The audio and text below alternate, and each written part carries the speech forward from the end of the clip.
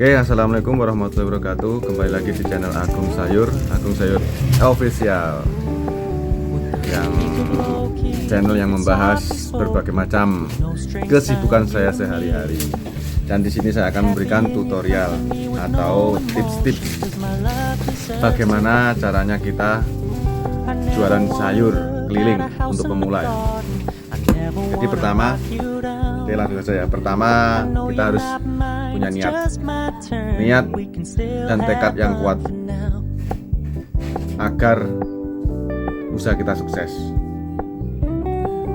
Dan kita jangan selalu suka pada zona nyaman. Zona nyaman itu seperti apa? Zona nyaman itu seperti kita ikut orang, ya bagus sih ikut orang, tapi kita ikut orang itu kita harus mencari atau belajar di situ ya.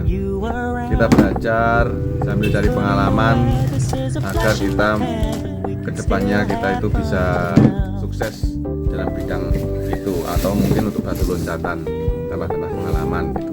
Jadi kita harus jangan terpaku pada situ-situ, kita nggak akan berkembang seperti itu. Oke, lanjut. Yang pertama kita niat. Niat itu penting sekali. Kalau kita nggak punya niat, kita nggak akan bisa. Jadi kita harus menguatkan niat kita dan suka dengan apa yang kita kerjakan. Kita menyukai, kita pasti akan senang kalau kita menyukai apa yang kita kerjakan, apa yang kita jalankan. Oke, niat sudah. Yang kedua adalah kita harus survei dulu. Sebelum kita langsung terjun ke keliling jualan sayur keliling, kita harus survei dulu ya. Survei bagaimana ya? Survei tempat-tempat atau lokasi yang sekiranya belum ada pedagang sayur keliling atau pedagang sayur yang di rumah. Ya paling tidak masih sedikit lah yang jualan sayur. Karena kalau untuk saat ini untuk mencari tempat-tempat yang belum ada yang jualan sayur memang sulit. Namun setidaknya kita mencari yang sedikit yang jualan sayur di situ. Jadi nanti kita bisa mempunyai prospek yang bagus di situ. Oke, yang kedua, setelah kita mencari tempat yang sekiranya sudah tahu, oh ya, satu lagi, caranya bagaimana mencari tempat? Caranya kita pagi-pagi betul itu kita keliling.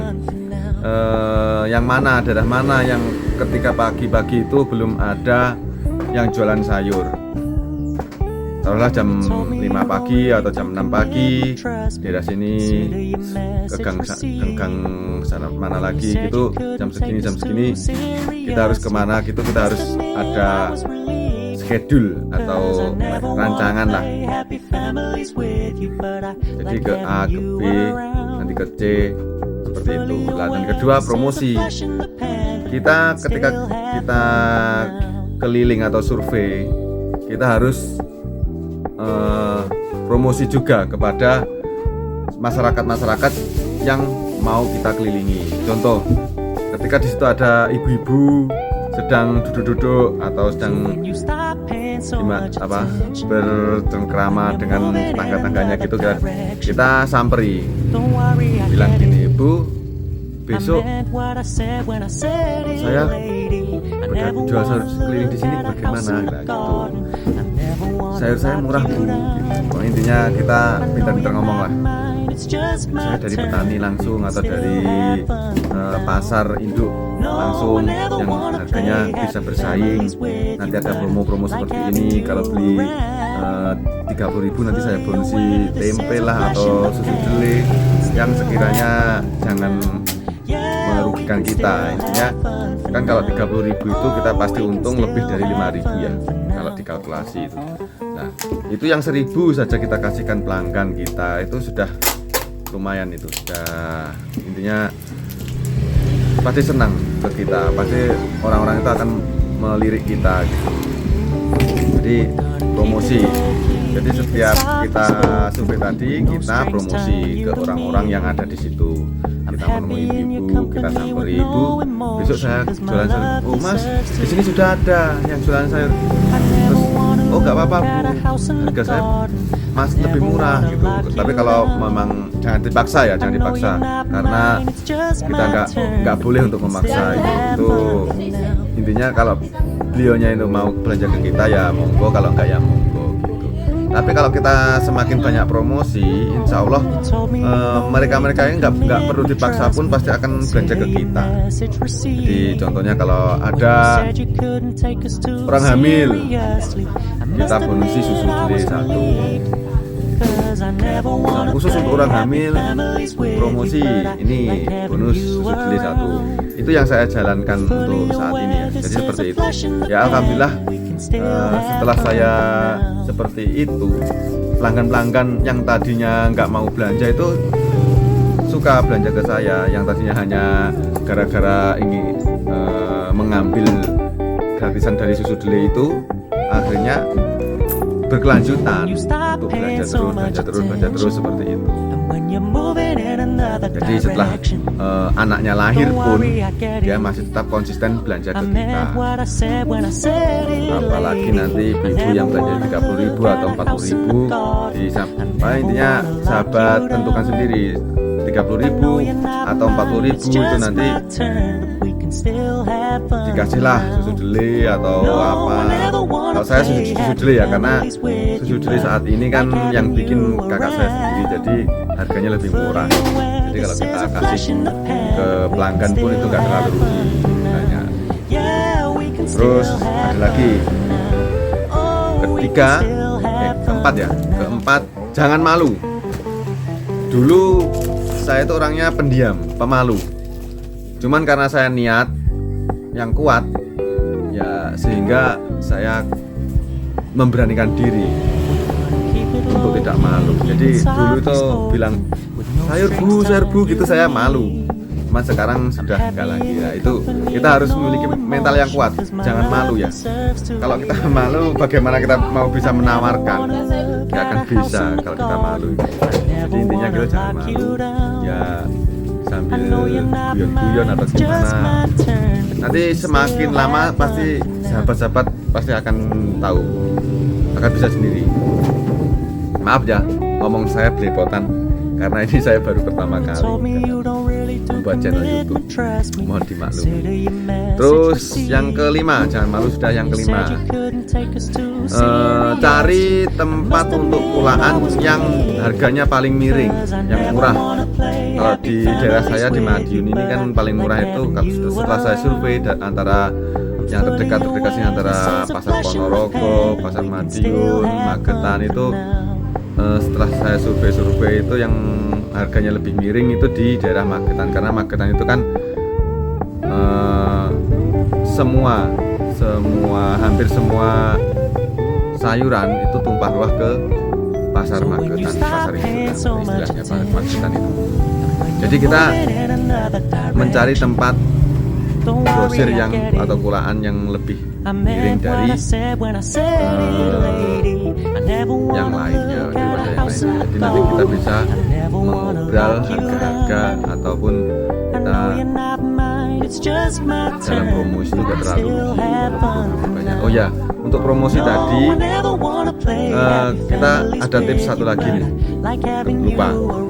Jadi paling tidak kalau kita untuk mencari pelanggan, memang awal-awal itu 1 minggu, 2 minggu, 3 minggu pertama itu paling berat.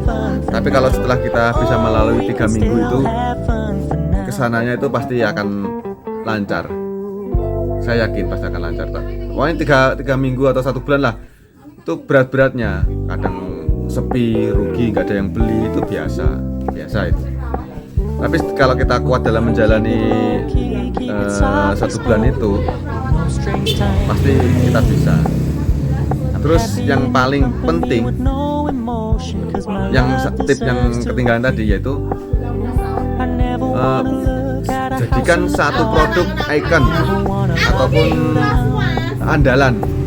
Contoh, kalau saya saat ini kan telur itu di luaran pasti harganya itu lebih murah saya daripada yang di luar. Karena saya itu kalau telur itu mengambilnya untung sedikit. Tapi kalau teman-teman jangan main di telur. Kalau telur itu sangat rawan pecah, rawan timbangan kurang. Kalau saya memang di telur itu mainnya. Kalau teman-teman jangan di telur ya, saya sarankan. Kalau telur itu sedikit sulit kalau belum terbiasa ya. Kalau sudah terbiasa nggak apa-apa. Cara-caranya untuk mengambil keuntungan yang sedikit dari telur itu bagaimana, nggak apa-apa. Kalau saya mengambil keuntungan tuh dari telur sedikit, jadi harga bisa lebih miring dari toko-toko tetangga, itu lebih miring saya. Contohnya gubis atau sawi, paling tidak kita mengambil sedikit. Kalau bisa ya nggak usah mengambil keuntungan. Di antara produk-produk yang terlaris itu ambil yang satu, contohnya gubis yang sering dicari ibu-ibu. Jadi kita ambil satu, nggak usah kita cari untung. Jadi seolah-olah di tempatnya Agung murah. Nah, kita ambil untung yang ini, nggak usah ambil untung, tapi yang lain kita akan untung.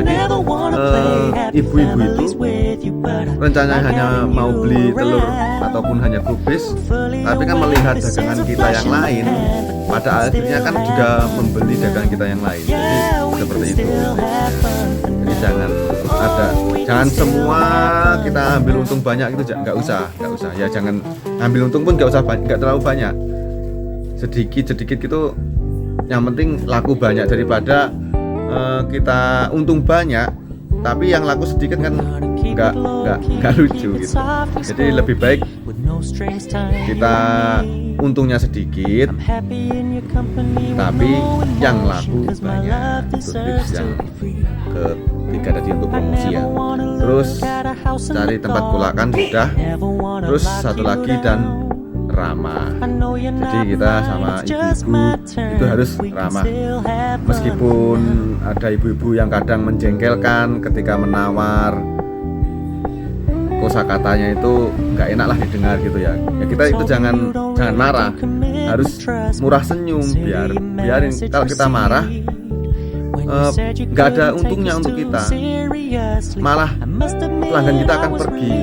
Lebih baik kita itu diam, senyum, ataupun dikasih arahan-arahan. Memang ini bu, memang mahal, kulakannya mahal. Intinya seperti itu. Jangan sampai kita itu marah kalau ada ibu-ibu yang nawarnya terlalu kelewatan gitu. Nggak usah marah, nggak perlu marah, itu nggak perlu ya. Mungkin baru kali 6 tips tadi yang bisa saya sampaikan. Barangkali ada sahabat-sahabat yang mempunyai tips-tips yang lain bisa disertakan di kolom komentar ya. Karena setiap individu itu pasti memiliki pengalaman yang berbeda-beda. Itu untuk pengalaman saya. Mungkin sahabat-sahabat di yang lain memiliki pengalaman yang lebih bagus, bisa disertakan di kolom komentar. Oke, terima kasih dari saya. Salam sukses selalu. Semoga sahabat-sahabat yang mendengarkan video saya ini semuanya sukses. Saya doakan sukses, sehat, dan berkah dalam mencari rezeki. Oke, jangan lupa dukung terus channel Agung Sayur. Tolong di subscribe, karena subscribe itu gratis, dan juga like dan komennya di share juga. Oke, assalamualaikum. Waalaikumsalam warahmatullahi wabarakatuh. Wassalamualaikum warahmatullahi wabarakatuh. Ada yang beli. Dadah. Oke.